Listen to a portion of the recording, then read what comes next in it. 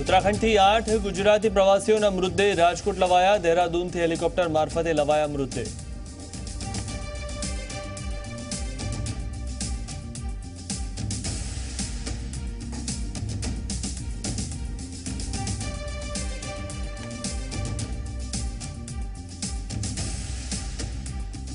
Navratri vacation रहेशे मरजियात। राज्य सरकारनो महत्वनो निर्णय। CBSE के अन्य राज्यना बोर्डनी शाळाओ माटे नियम मरजियात।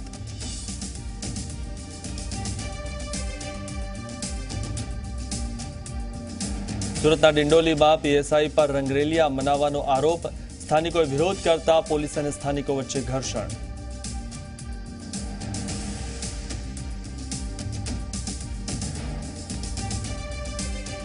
फार्मा कंपनी कैडिलाना मालिकनो फेमिली झगड़ो पहोंच्यो कोर्टमां। राजीव मोदी अने तेमना पत्नीए करी छूटाछेडानी अरजी।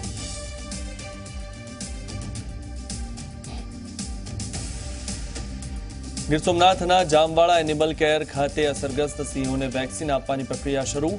बीजी 500 वेक्सिननो अपायो ऑर्डर।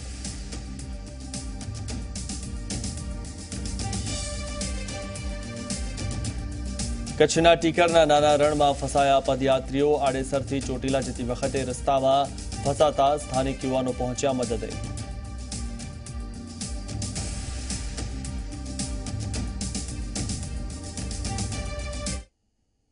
नमस्कार, हूँ मिथुन। आप जोई रह्या छो गुजरात A to Z અને સૌપ્રથમ વાત કરીએ એક મહત્વના સમાચારની તો ઉત્તરાખંડથી 8 લોકોના મૃતદેહ રાજકોટ લવાયા છે।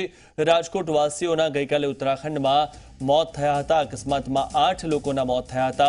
देहरादूनथी एरफोर्सना हेलिकॉप्टरमां आ मृतदेह राजकोट लवाया छे। उल्लेखनीय छे के गईकाले अकस्मात थयो हतो देहरादूनमां अने तेमां 8 राजकोटवासीओना मृत्यु थया हता, जेमना मृतदेह आजे राजकोट लवाया छे। अकस्मातमां 8 लोकोना मौत थया हता। गईकाले उत्तराखंडमां 8 राजकोटवासीओना मौत थया हता, त्यारे આજે તેમના મૃતદેહ રાજકોટ લવાયા છે। રાજકોટવાસીઓના ગઈકાલે ઉત્તરાખંડમાં મૃત્યુ નિપજ્યા હતા અને અકસ્માતમાં 8 લોકોના મોત થયા હતા। તો દેહરાદૂનથી એરફોર્સના હેલિકોપ્ટરમાં આજે મૃતદેહ લવાયા છે। આપ દ્રશ્યોમાં પણ જોઈ શકો છો।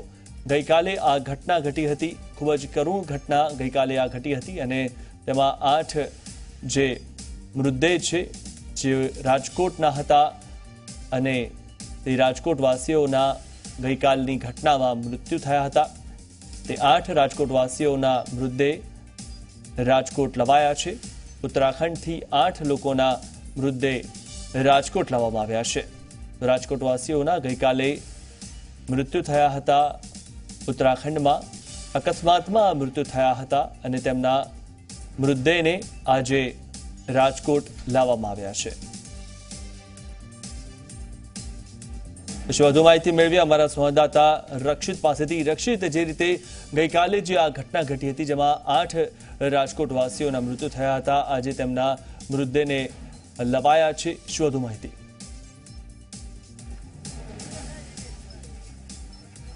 मिथुन, खास करने कही शकाय कि जयरे उत्तराखंड में गई काले जे बनाव बन्यो तो जेनी अंदर 10 लोकोना मृत्यु निपज्या छे। 10 पैकीना 8 लोको छे ते राजकोटना होवानुं सामे आवी रह्युं छे। राजकोटना तमाम लोकोने छे ते आजे देहरादूनथी छे ते राजकोट एरपोर्ट खाते लाववामां छे। खास करीने चोपर मार्फत छे ते तमाम 8 मृतदेहने छे ते राजकोट खाते लाववामां आव्या हता। मुख्यमंत्री विजय रूपाणी द्वारा छे ते तुरंत छे ते राजकोट जिल्ला कलेक्टरने सूचना आपवामां हती ने त्यारबाद एरफोर्सनी मदद लईने चोपर मार्फत छे ते तमाम मृतदेहने आज राजकोट लाववामां आवी गया छे। जे पैकी कही शकाय कि तमाम 8 लोको छे ते कड़िया समाजना लोको छे। आ तमाम लोकोनी अंदर क्यांक आजे दुखनो माहोल छे ते जोवा मळे छे, कारण के एक समाजनी अंदर एक साथे 8 लोकोना मोत निपज्या छे। आ तमाम लोको छे ते 4 धामनी यात्राए गया हता अने तेमांनी एक धामनी यात्रा तेमनी पूर्ण थई हती ने बाकीनी जे 3 धामनी यात्रा तरफ ज्यारे आगळ वधता हता ते दरमियान छे तेमने अकस्मात सर्जायो हतो अने तेमनी जे बस हती ते खाडीनी अंदर पड़ी गई हती ने जेमां लोकोना छे ते मृत्यु निपज्या हता। આજરોજ મગનભાઈ નામના જે વ્યક્તિ છે કે જેઓનું મૃત્યુ નિપજ્યું છે કે જે કહી શકાય કે તે અહીં આગળ રાજકોટના જ રહેવાસી છે, તેમના આજે અંતિમ સંસ્કાર કરવામાં આવશે અને બાકીના જે 7 લોકો છે તેમના આવતીકાલે સવારે 7:30 વાગ્યે છે તે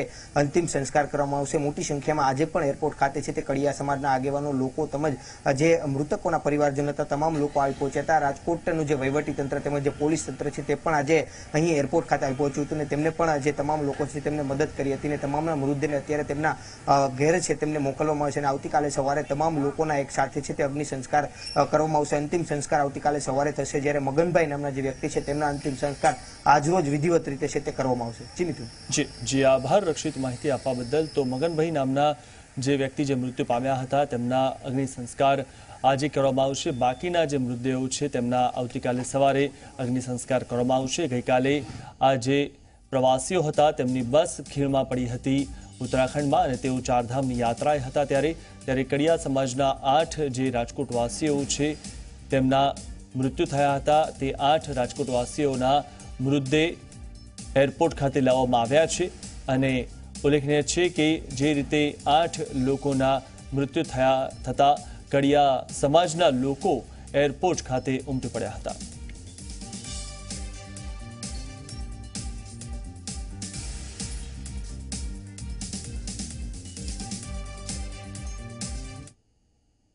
બીજા એક મહત્વના સમાચારની વાત કરીએ તો નવરાત્રી વેકેશનને લઈને સરકારે મહત્વની સ્પષ્ટતા કરી છે, જે મુજબ રાજ્યમાં આવેલી સીબીએસઈ કે અન્ય રાજ્યના બોર્ડ હસ્તકની પ્રાથમિક તથા માધ્યમિક શાળાઓ તેમની સવલત મુજબ વેકેશન લઈ શકશે। ધારો કે કોઈ શાળા નવરાત્રીમાં વેકેશન લેવા ન માંગતી હોય અને નવરાત્રીની રજાઓ દિવાળી વેકેશનમાં લેવા માંગતી હોય તો શાળાઓ સ્વતંત્ર રીતે નિર્ણય લઈ શકશે, પરંતુ ગુજરાત બોર્ડ અંતર્ગત આવતી શાળાઓએ સરકારના નિર્ણયનો ફરજિયાત અમલ કરવાનો રહેશે। ઉલ્લેખનીય છે કે સરકારે 10 ઓક્ટોબરથી 17 ઓક્ટોબર સુધી નવરાત્રી વેકેશનની જાહેરાત કરી છે। હજી વધુ માહિતી મેળવી અમારા સંવાદદાતા હિતલ પારેખ પાસેથી। હિતલ, જે રીતે હવે સરકારે ઘણી જે શાળાઓ છે તેમના માટે આ જે નિયમ મરજિયાત કર્યો છે, પણ ગુજરાત બોર્ડમાં આવતી જે શાળાઓ છે તેમના માટે ફરજિયાત કર્યો છે, શું વધુ માહિતી? મિથુન, ખાસ કરીને જણાવી દઉં કે લાંબા સમયથી ક્યાંક ને ક્યાંક નવરાત્રીના વેકેશનને લઈને એક દ્વિવિધા પ્રવૃત્તિ હતી અથવા એક વિવાદ ઉભો થયો હતો કે ગુજરાત સરકાર દ્વારા આ જાહેરાત કરવામાં આવી હતી કે નવરાત્રીનું વેકેશન તમામ બોર્ડને સીધી રીતે લાગુ પડશે। એટલે સ્વાભાવિક છે કે એના કારણે એક દ્વિવિધા ઊભી થઈ હતી કે આ વેકેશન લેવાનું કે નહીં, અને ઘણી બધી સ્કૂલો દ્વારા તેનો ક્યાંક ને ક્યાંક વિરોધ પણ થયો હતો અને સુરત સહિતના ઘણી બધી જિલ્લાઓ આ વેકેશન નહીં આપવાનો પણ ક્યાંક ને ક્યાંક નિર્ણય લેવાયો છે। ત્યારે આખરે રાજ્યના શિક્ષણ વિભાગે આના પરિપ્રેક્ષમાં એક મહત્વની સ્પષ્ટતા કરી છે કે રાજ્ય સરકારનો જે નિર્ણય છે એ ગુજરાત બોર્ડ અંતર્ગત આવતી શાળાઓને સીધી રીતે લાગુ પડશે। એટલે કે નવરાત્રીનું જે વેકેશન છે અને દિવાળીનું વેકેશન છે, નવરાત્રીના વેકેશનના 8 દિવસ અને દિવાળીના વેકેશનના 14 દિવસ છે, એ ગુજરાત બોર્ડની તમામ શાળાઓને લાગુ પડશે। અને સાથે સાથે જે સીબીએસઈ છે કે અન્ય જે બોર્ડ છે એ લોકો આ નિર્ણયથી દૂર રહેવા માંગતા હોય તો તેમને સ્વતંત્રતા આપવામાં આવી છે। એટલે મહત્વની વસ્તુ એ છે કે સીબીએસઈ સ્કૂલ છે તેમનો અભ્યાસક્રમ છે તેમનું ટાઈમ ટેબલ અગાઉથી નક્કી થઈ ચૂક્યું છે। તે લોકોએ જો નવરાત્રીનું વેકેશનમાં કાપકૂપ કરવી હોય અથવા દિવાળીનું વેકેશનમાં કોઈ કાપકૂપ કરવી હોય તો એમને સ્વતંત્ર આપવાનો રાજ્ય સરકારે સ્પષ્ટતા કરી છે, જે સ્કૂલના સંચાલકો અને વિદ્યાર્થીઓ માટે મહત્વની છે। જી આભાર હિતલ માહિતી આપવા બદલ। તો જે રીતે ફરજિયાત અને મરજિયાત આ નિયમ કરવામાં આવ્યો છે, પણ ગુજરાત બોર્ડમાં આવતી શાળાઓ માટે ફરજિયાત નિયમ છે। તો આ તરફ સુરતમાં સરકારે નવરાત્રી દરમિયાન શાળાઓમાં વેકેશન માટે જાહેરાત કરી। તો સુરતમાં નવરાત્રી સમયે ખાનગી સ્કૂલ ચાલુ રાખવાનો નિર્ણય ખાનગી શાળા સંચાલકો દ્વારા કરાયો છે। સુરતમાં સ્વનિર્ભર 400 શાળાના સંચાલકોની મળેલી બેઠકમાં આ નિર્ણય કરાયો છે। બેઠકમાં રાજ્ય સરકારના નિર્ણયની ઉપરવટ જઈને નિર્ણય લેવાયો છે। ત્યારે શાળા સંચાલકોએ જણાવ્યું કે સરકાર જે પગલાં લેશે તે મંજૂર છે, પરંતુ નવરાત્રીમાં સ્કૂલ ચાલુ જ રાખીશું।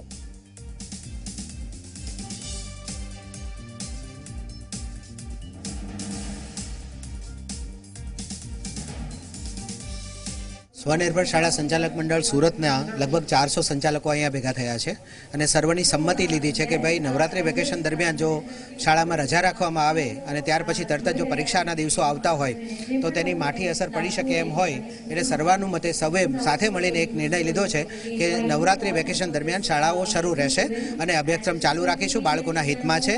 અને મુખ્ય કારણ એ છે કે દિવાળી વેકેશન જો ટૂંકાવવામાં આવે તો જે પરપ્રાંતિયો છે, બીજા રાજ્યોમાંથી આવીને સુરતમાં વસે છે, તેની જે કાર્યક્રમો નક્કી કરેલા છે, તેમની ટિકિટો થઈ ગયેલી છે, તેમના પ્રસંગો નક્કી થઈ ગયેલા છે, તેમના સામાજિક અને પારિવારિક પ્રસંગો ઉપર પણ ખૂબ મોટી અસર થાય એવું હોવાથી અને બાળકના ભવિષ્યને ધ્યાનમાં રાખીને શાળા સંચાલકો શાળાઓ ચાલુ રાખવા માટેનો નિર્ણય કર્યો છે.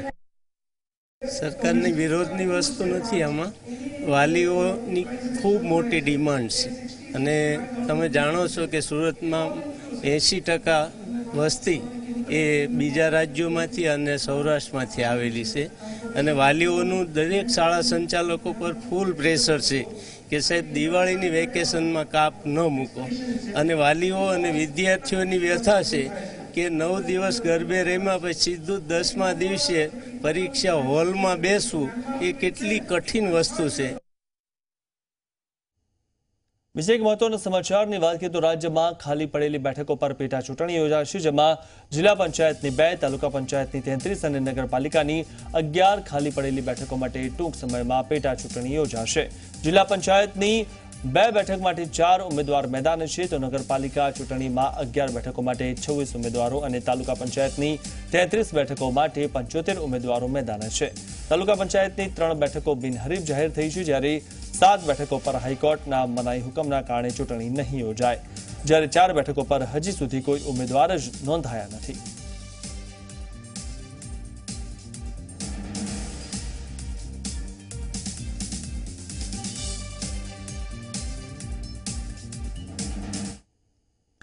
જામવાડામાં એનિમલ કેર સેન્ટરમાં રાખવામાં આવેલા 33 સિંહના સારવાર માટે મંગાવવામાં આવેલ વેક્સિન પહોંચી ગયા છે, ત્યારે વન વિભાગના અધિક સચિવ રાજીવ ગુપ્તા વેક્સિન આપનાર ટીમ સાથે જામવાડા પહોંચ્યા હતા અને તેમના નિરીક્ષણ હેઠળ વેક્સિન આપવાની કામગીરી હાથ ધરવામાં આવી હતી. સિંહને વેક્સિન આપવા માટે 300 વેક્સિનનો જથ્થો રાખવામાં આવ્યો હતો, ત્યારે વેક્સિન ખૂટે નહીં તેને લઈ અમેરિકાથી વધુ 500 વેક્સિન મંગાવવામાં આવી છે, ત્યારે -16 ડિગ્રીના તાપમાનમાં આ વેક્સિન લાવવામાં આવી હતી.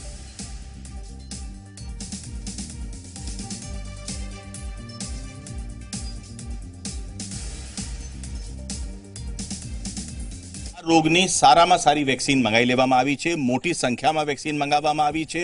લગભગ 300 જેટલા વેક્સિનના વાયર્સ અમારી પાસે છે અને આજે સાંજે અમે આ બધા સિંહો જેને અમે સેગ્રીગેટ કરીને રાખ્યા છે એને વેક્સિન આપવાની કાર્યવાહી ચાલુ કરી દેવામાં આવી છે.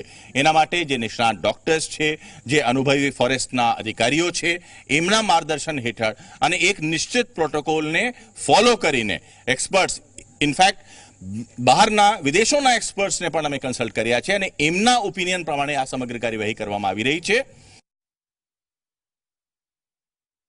આ રોગની સારામાં સારી વેક્સિન મંગાવી લેવામાં આવી છે. મોટી સંખ્યામાં વેક્સિન મંગાવવામાં આવી છે.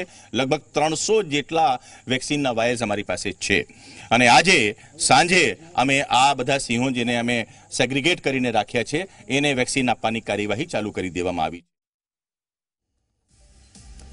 તો ગીરમાં 23 સિંહના થયેલા મોતને ઇનફાઇટમાં ખપાવીને ઘોર નિંદ્રામાં રહેલા વન વિભાગે મોડે સિંહના સેમ્પલ ચકાસણી માટે મોકલ્યા હતા, ત્યારે 4 સિંહના CDV વાયરસના કારણે મોત થયું હોવાનું બહાર આવ્યું હતું. એક જ રેન્જમાં રહેતા સિંહના ટપોટપ થયેલા મોતને વન વિભાગ સાથે સંકળાયેલ અધિકારીઓ અન્ય કારણો પણ જવાબદાર ગણે છે.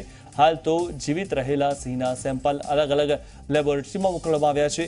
હાલ જામવાડામાં 33 સિંહ રાખવામાં આવ્યા છે, ત્યારે આ સિંહોમાં વાયરસની એવી કોઈ પણ પ્રકારની અસર જોવા મળી નથી તેવો અધિકારીઓ દ્વારા દાવો કરાઈ રહ્યો છે. ગુજરાતના ગૌરવ સમાન 23 સિંહોના મોત થયા અને કેટલાક સિંહોમાં સંક્રમણ પણ જોવા મળ્યું. આ અંગે વાત કરવા માટે આપણી સાથે જોડાયા છે CCF DT વસાવડા. વાત કરીએ તેમની સાથે.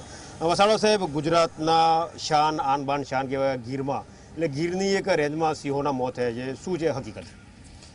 હું આપને જણાવવાનું કે જે આ 23 સિંહોના મોત થયા છે એ ગીરના એક ખૂબ નાના વિસ્તારમાં છે, એટલે આપણે એને ગીરની સાથે નહીં સાંકળીએ એવી મારી વિનંતી છે.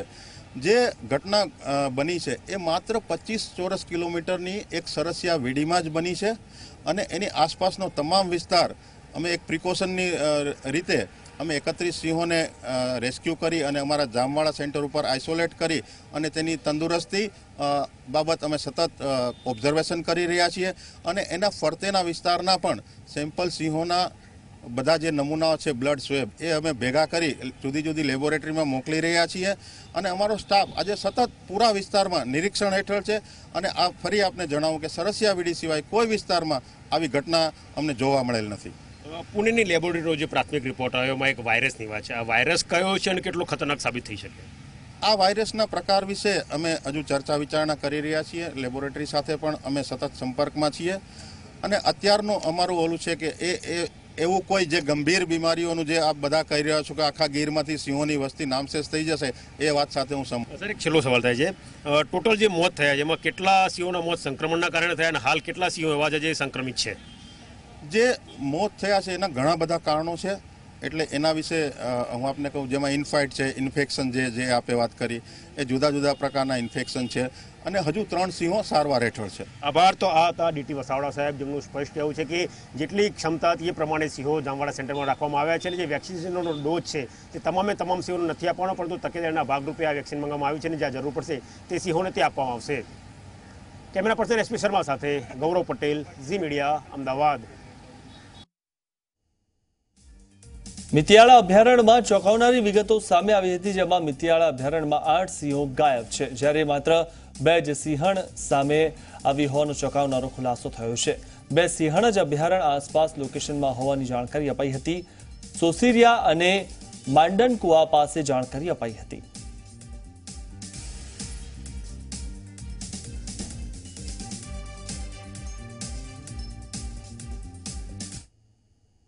એક મહત્વના સમાચારની વાત કરીએ તો મોરબી જિલ્લા પાસ કન્વીનર મનોજ પનારાએ ઘનશ્યામ જાકાસણિયા સામે ફરિયાદ નોંધાવી છે. ઘનશ્યામ જાકાસણિયાએ જાનથી મારી નાખવાની ધમકી આપી હોવાની તાલુકા પોલીસ સ્ટેશને મનોજ પનારાએ ફરિયાદ નોંધાવી છે. ઘનશ્યામ જાકાસણિયા જિલ્લા પંચાયતના માજી મહિલા પ્રમુખના પતિ છે, ત્યારે મનોજ પનારાના ફરિયાદ બાદ પોલીસે ઘનશ્યામ જાકાસણિયા, સંજય સુરાણી સહિત કુલ 12 સામે પોલીસ ગુનો દાખલ કર્યો છે.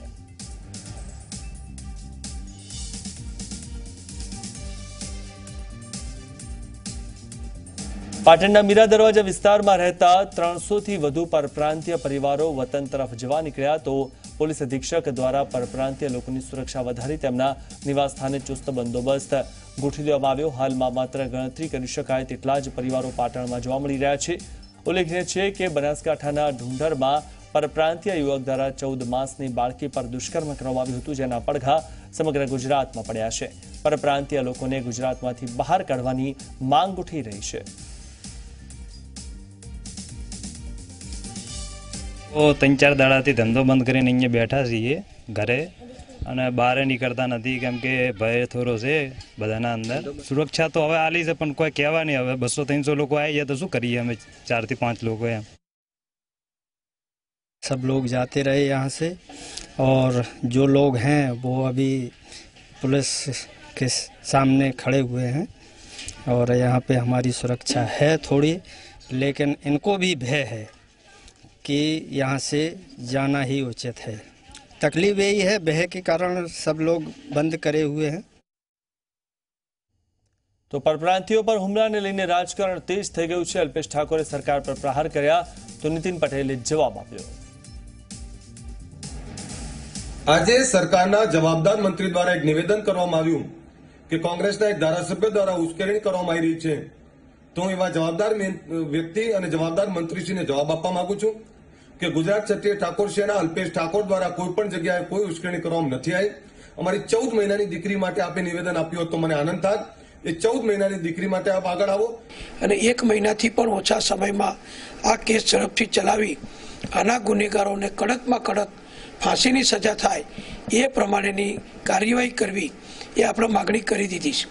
જ્યારે આ બધું જ થઈ ચૂક્યું છે ત્યારે કેટલાક લોકો તરફથી અત્યારે જે આંદોલન પરપ્રાંતિયો ગુજરાત બહારના લોકોના નામે ચલાવવામાં આવી રહ્યું છે એનાથી ગુજરાતને નુકસાન છે અને કોઈ એક વ્યક્તિ કોઈ ગુનો કરે તો એનો ભોગ બધા લોકો બની શકે નહીં.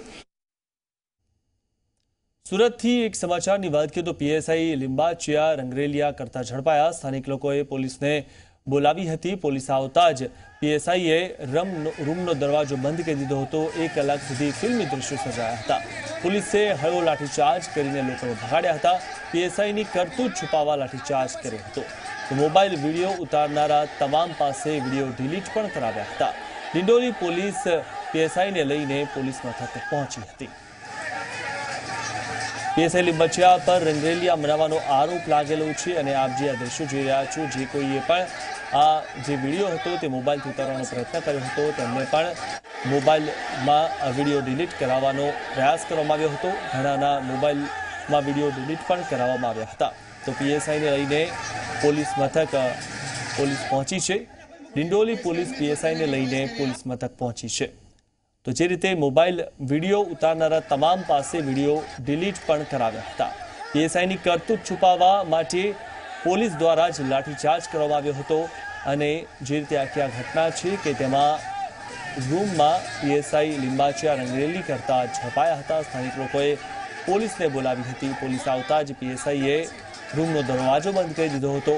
તો 1 કલાક સુધી ફિલ્મી દ્રશ્યો પણ સર્જાયા હતા। આપ દ્રશ્યોમાં પણ જોઈ શકો છો તે પ્રકારે લોકો ઉશ્કેરાયેલા હતા અને કલાક સુધી ફિલ્મી દ્રશ્યો પણ જોવા મળ્યા હતા। પોલીસે હળવો લાઠીચાર્જ કરીને લોકોને ભગાડ્યા હતા।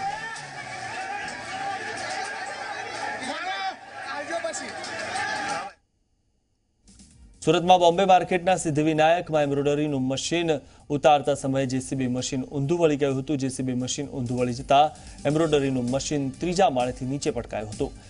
3જા માળેથી નીચે પટકાતા નીચે ઉભેલી એક કાર અને 3 વાહનોનો કચરઘાણ નીકળી ગયો હતો।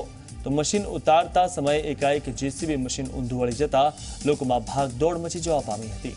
ત્યારે સદનસીબે આ બનાવમાં કોઈ જાનહાનિ થવા પામી નહોતી। આપ જે રીતે દ્રશ્યોમાં જોઈ રહ્યા છો, એમ્બ્રોઇડરીનું મશીન જે રીતે 3જા માળેથી નીચે ઉતારતી વખતે જેસીબી ઊંધું વળી ગયું હતું અને જેસીબી ઊંધું વળી જતા જે મશીન ઉતારવામાં આવી રહ્યું હતું તે સીધું નીચે પટકાયું હતું। ત્યારે નીચે તે કાર પર અને બીજા વાહનો પર પડતા વાહનોનો કચરઘાણ નીકળી ગયો હતો। શામળાજીના ડિજિટલ ચેકપોસ્ટમાં કટકી કરવા માટે વાહનો પસાર થવા દેવામાં આવતા હોવાનો ભ્રષ્ટાચાર કોઈનાથી છુપો રહ્યો નથી। ત્યારે મેમો વગર ઓવરલોડેડ ટ્રક ચેકપોસ્ટ પસાર કરવામાં આવ્યો હોવાનો વધુ એક કિસ્સો બહાર આવ્યો છે। શામળાજી ચેકપોસ્ટના 5 નંબરના કાંટા પરથી આ ટ્રક કોઈપણ જાતના મેમો વગર પસાર થયો હતો। વજન કર્યા વિના ટ્રક પસાર થયા હોવાની શામળાજી પોલીસને બાતમી મળતા પોલીસ દ્વારા તપાસ કરવામાં આવી હતી અને રતનપુર ચોકડી પાસેથી આ ટ્રકને ઝડપી પાડવામાં આવ્યો હતો। ત્યારે 16 ટન વજન ભરવાની ક્ષમતા હોવા છતાં ટ્રકમાં 22 ટન માલ ભર્યો હોવાથી ઓવરલોડેડ ટ્રકને પોલીસ દ્વારા ડિટેન કરવામાં આવ્યો હતો। રૂમની અંદર 5 નંબરનો કાંટો મેન્ટેનન્સમાં હતો। એમાં થોડું વજન વેરિએશન આવતું હતું એટલે મેં ચેક જ કરી રહ્યા હતા કે વજન કેમ વેરિએટ આવે છે। મારી ગાડી બોમ્બેથી જયપુર જતી હતી અને મારી ગાડીમાં વજન છે 22 ટન છે અને તે ગાડી મુકેશને કરાવી હતી 5 નંબર કાંટા ઉપર અને કાંટા પર ગાડી કોઈ રોકી નથી અને બોર્ડર પર જઈને ગાડી ચેકપોસ્ટ પર ગાડી પર સાહેબને ગાડી પકડી અને ત્યાંથી ગાડી પાછી વરાવી અને ફરીથી કાંટો કરાવ્યો તો 22 ટન વજન થયું। દેશની સૌથી વધુ આવક ધરાવતી શામળાજી આરટીઓ ચેકપોસ્ટ ફરી એક વાર વિવાદોમાં સપડાઈ છે। આપ જોઈ શકો છો કે મારી પાછળ અહીંયા આ જે ટ્રક છે, આ ટ્રક અહીંયા ઓવરલોડ વજન હોવા છતાં પણ અહીંયાથી કોઈ પણ જાતની ચેકિંગ વગર આ ટ્રક અહીંયા નીકળી ચૂક્યો છે। જો ડ્રાઈવરના જણાવ્યા અનુસાર વાત કરવામાં આવે તો ડ્રાઈવર દ્વારા મુકેશ નામના વ્યક્તિને આ વાત કરવામાં આવી હતી અને મુકેશ નામના વ્યક્તિ દ્વારા કહેવામાં આવ્યું હતું કે 5 નંબરનો જે કાંટો છે તે 5 નંબરના કાંટા પરથી આ ટ્રક પસાર કરો, તમને કોઈ જ નહીં રોકે। અને એ મુકેશ નામના વ્યક્તિએ આ ઓવરલોડ ટ્રક પસાર કરાવવાના 800 રૂપિયા જેટલી રકમ લીધી હતી। ત્યારબાદ આ ટ્રક અહીંયાથી વગર ચેકિંગે પસાર થઈ ગઈ અને રતનપુર ચેકપોસ્ટ ઉપર પોલીસ દ્વારા આ ટ્રકને રોકતા ઓવરલોડ વજન હોવાના કારણે પોલીસે આ ટ્રકને ફરી કાંટો કરાવવા શામળાજી આરટીઓ ચેકપોસ્ટ ઉપર મોકલતા સમગ્ર ભાંડો ફૂટ્યો છે। હવે જોવું રહ્યું કે આ કૌભાંડમાં કોણ કોણ સામેલ છે। સમીર બલોચ, જી મીડિયા, અરવલ્લી। તો સમાચારોમાં અત્યારે બસ આટલું જ। રજા આપશો। નમસ્કાર। સહપ્રાયોજક છે શ્રી કૃષ્ણ પરનામી અગરબત્તી, ભક્તિ કા નિર્મલ આનંદ।